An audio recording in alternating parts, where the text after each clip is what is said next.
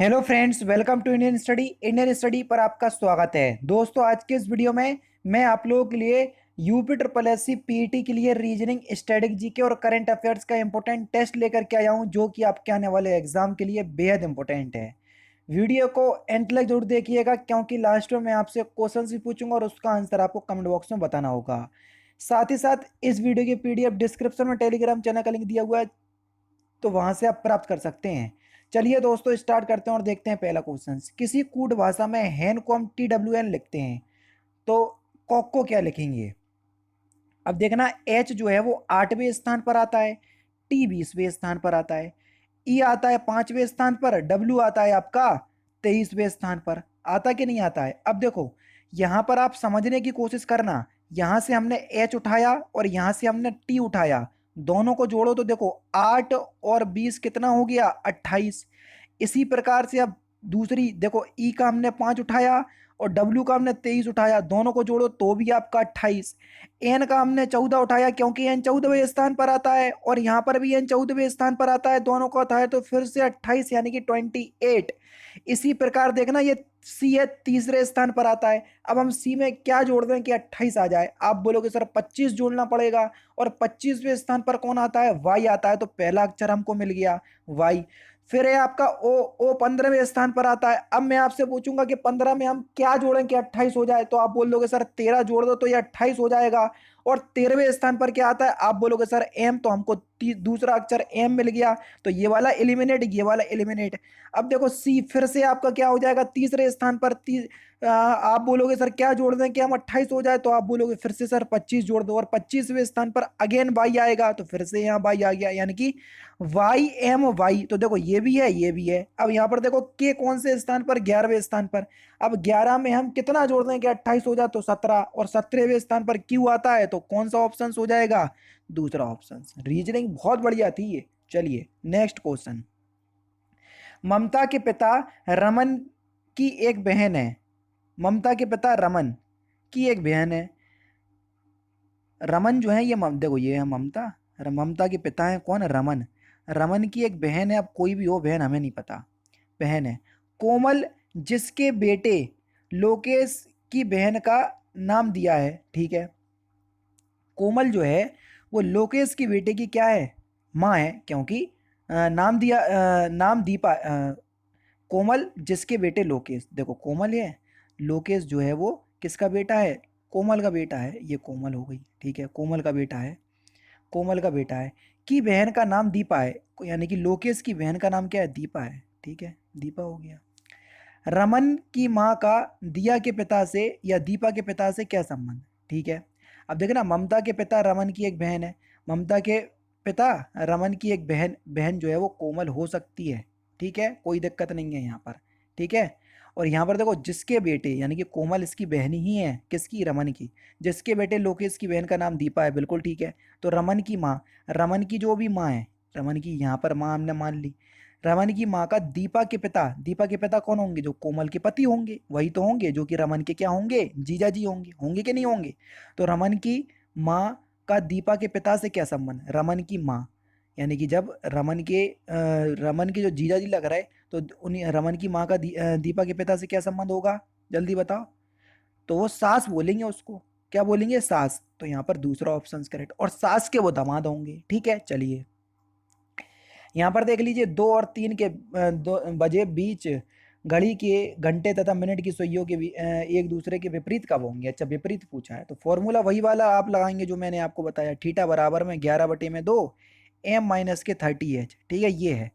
अच्छा, यहाँ पर आपका देखना, एक दूसरे के विपरीत होंगी, और जब एक दूसरे के विपरीत होंगी तो कितने डिग्री का कोण बनेगा? तो 180 डिग्री का कोण बनेगा, तो थीटा की जगह 180 रख देंगे, थीटा की जगह रख देंगे 180 बराबर में 11/2। हमको मिनट तो निकालना ही है, माइनस के 30h की जगह हमेशा हम कम वाला लेते, 2 और 3 में से 2 लेंगे, ये हो जाएगा 60, और ये हो जाएगा 11m/2 बराबर में 180। अब इसको घटा देंगे तो कितना हो जाएगा? 11/2 एम बराबर में 120। तो यहाँ पर चला जाएगा, आप इसको सॉल्व करोगे तो क्या बचेगा? जल्दी बताओ। 43 सही 7/11 और 43 सही 7/11 ये दिया है, चौथा ऑप्शन करेक्ट। सॉल्व करना है अब वो आप कर लेना, ठीक है। चलिए नेक्स्ट क्वेश्चन, यदि 1 जनवरी 2000 को शनिवार था तो 1 जनवरी 2001 को क्या होगा। अब देखो 2000 जो है वो एक लीप ईयर है कि नहीं, 400 से डिवाइड करो तो पता चल जाएगा। अब आप बोलोगे सर 4 से क्यों नहीं करा, जो शताब्दी ईयर होते हैं ना, जब 400 हो गया, 1600 हो गया, 1700 हो गया, तो आप इनको 400 से डिवाइड करोगे, तो 400 से डिवाइड करोगे पूरा कट जाएगा, तो लीप ईयर। अब जब शनिवार है तो 2001 को क्या होगा देखना, रविवार, और अगला क्या होगा फिर सोमवार, तो यहाँ पर सोमवार होगा, पहला ऑप्शन करेक्ट होगा, ठीक है। चलिए एक और यहाँ पर ब्लड रिलेशन को क्वेश्चन है, लेकिन उससे पहले मैं आपको एक बात बता रहा हूँ। अब वो ये जी इमेज है जिसको मुझे काफ़ी ज़्यादा हैरान किया, काफ़ी ज़्यादा हैरान क्यों किया। अरे भैया जितने भी लोग मेरी वीडियोस देख रहे हैं ना, उसमें से 86% लोग जो है वो चैनल को सब्सक्राइब नहीं कर रहे हैं। और मैं जोर इसलिए देने लग रहा हूँ क्योंकि मेरे 396 के सब्सक्राइबर होने वाले हैं, यानी कि 3,96,000।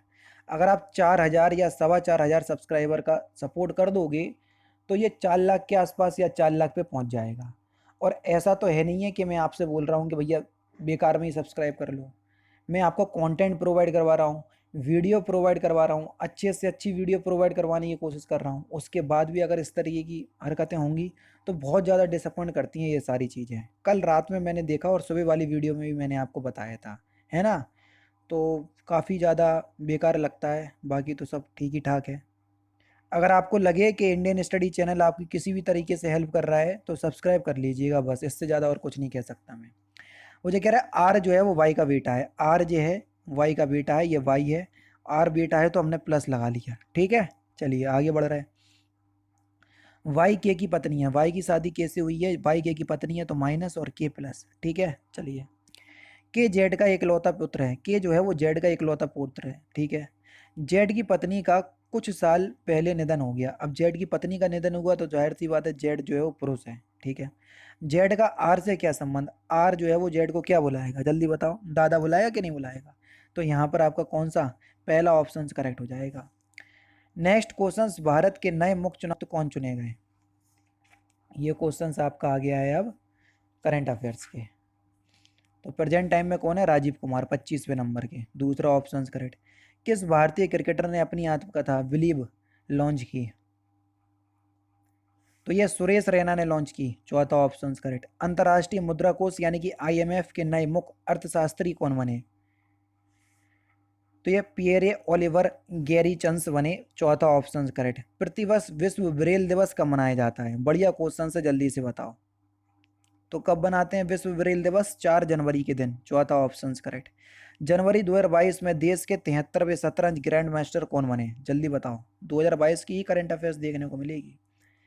तो सही आंसर हो जाएगा आपका भरत सुब्रमण्यम, पहला ऑप्शन करेक्ट। हाल ही में शीर्ष 10 वैश्विक सूची में शामिल होने वाला भारत का एकमात्र हवाई अड्डा कौन सा बना, बढ़िया क्वेश्चन से जल्दी बताइए। तो सही आंसर हो जाएगा आपका चेन्नई हवाई अड्डा, पहला ऑप्शन करेक्ट। हाल ही में जारी अंतर्राष्ट्रीय बौद्धिक संपदा सूचकांक 2022 में भारत का स्थान क्या रहा। तो भारत का स्थान क्या रहा, तो आपका जो सही आंसर हो जाएगा वह हो जाएगा आपका 43, यानी कि तीसरा ऑप्शन यहाँ पर आपका बिल्कुल क्या हो जाएगा सर, करेक्ट हो जाएगा, ठीक है। अमेरिका इस स्थान पहले स्थान पर रहा इस सूचकांक में। हाल ही में नुसंतारा को किस देश ने अपनी नई राजधानी घोषित किया, जल्दी बताइए, बढ़िया क्वेश्चन है। तो सही आंसर हो जाएगा आपका इंडोनेशिया, पहला option correct. On board my years in BCCI नामक पुस्तक के लेखक कौन है, रत्नाकर सेट्टी, तीसरा ऑप्शन करेक्ट। नेक्स्ट क्वेश्चन, 24 वर्षीय निखत जरीन ने बॉक्सिंग में 5-0 से किसको हराकर गोल्ड मेडल जीता, बढ़िया क्वेश्चन से जल्दी से बताइए। तो सही आंसर हो जाएगा आपका जिटपोंग जुटामस, पहला ऑप्शन करेक्ट।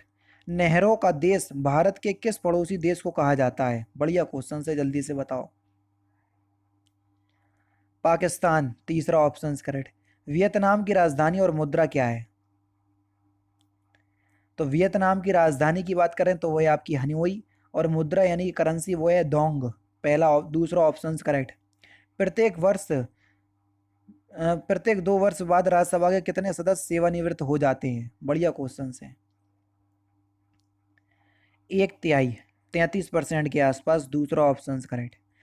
निम्नलिखित में से कौन राष्ट्रीय और अंतर्राष्ट्रीय दिवस सही मेल नहीं खाते? अच्छा, ये आपको बताना है। प्रवासी भारतीय दिवस 9 जनवरी बिल्कुल ठीक है। विश्व हिंदी दिवस 10 जनवरी बिल्कुल ठीक है। राष्ट्रीय युवा दिवस दिया है आपका 15 जनवरी। बस यही यहाँ पर आपका क्या हो जाएगा सर? गलत हो जाएगा। क्यों सर गलत क्यों हो जाएगा? क्योंकि अगर हम राष्ट्रीय युवा दिवस की बात करें तो राष्ट्रीय युवा दिवस कब मनाया जाता है? जल्दी बताओ। 12 जनवरी के दिन, ना कि 15 जनवरी के दिन। नेक्स्ट क्वेश्चन, वेबनाथ झील भारत के किस राज्य में है? बढ़िया क्वेश्चन, जल्दी से बताओ। वेबनाथ, तो ये केरल में है, तीसरा ऑप्शन करेक्ट। बिहू किस राज्य का लोक नृत्य है? बढ़िया क्वेश्चन, जल्दी से बताओ। बिहू असम का है, तीसरा ऑप्शन करेक्ट। नेक्स्ट क्वेश्चन से आपका कि ध्रुपद गायिका के लिए प्रसिद्ध घराना कौन सा है? ग्वालियर घराना, दूसरा ऑप्शन करेक्ट। टाइगर वुड्स किस देश के गोल्फ खिलाड़ी हैं? सिंपल सा क्वेश्चन है। यूएसए, दूसरा ऑप्शन करेक्ट। मॉन्ट्रियल प्रोटोकॉल किससे संबंधित है? बेहतरीन क्वेश्चन, जल्दी से बताइए। ओजोन सरल से संबंधित है, तीसरा ऑप्शन करेक्ट। नेक्स्ट क्वेश्चन कि अपने प्रदूषकों के कारण निम्नलिखित में से कौन सी नदी जैविक मरुस्थल कहलाती है? तो इस क्वेश्चन का आंसर आप मुझे कमेंट बॉक्स में बताएंगे।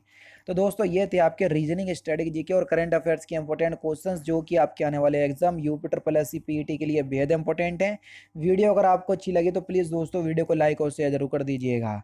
मिलते हैं फिर नेक्स्ट क्लास में, नेक्स्ट सेशन में। जय हिंद, जय भारत।